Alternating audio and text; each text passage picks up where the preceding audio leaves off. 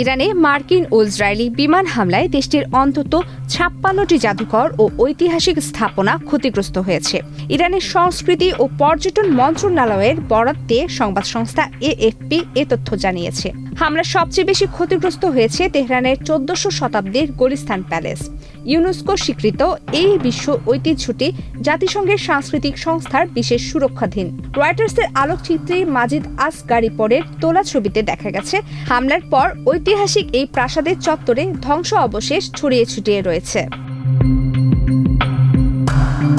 গোলিস্তান palace ছাড়াও ইরানের মধ্যাঞ্চলীয় শহর ইস্পাহানের কেন্দ্রস্থলে অবস্থিত ১৭০০ শতাব্দীর স্থাপত্য শৈলীর অনন্য নিদর্শন নাকশে জাহান স্কয়ার ক্ষতিগ্রস্ত হয়েছে বলে জানিয়েছে দেশটির মন্ত্রণালয়। করোনা বা যে কোনো ভাইরাসের এগেইনস্টে ফাইট মানি ব্যাকট্রলের লেফট রাইট। চলতি সপ্তাহের শুরুর দিকে ব্রিটিশ সংবাদ মাধ্যম গার্ডিয়ানের সাংবাদিক জুলিয়ান বোর্গার্ড এবং দীপা প্যারেন্ট ইরানের এসব ঐতিহ্যবাহী স্থানে ক্ষয়ক্ষতির বিস্তারিত তুলে ধরেন। মার্কিন ও ইসরায়েলি এই বোমা বর্ষণকে একটি জাতির শিকড়ে আঘাত হিসেবে দেখছে তেহরান।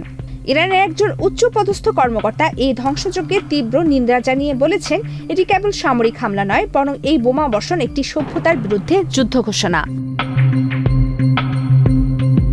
প্রমিতি কিবরিয়া ইসলাম, বাংলাদেশ প্রতিদিন।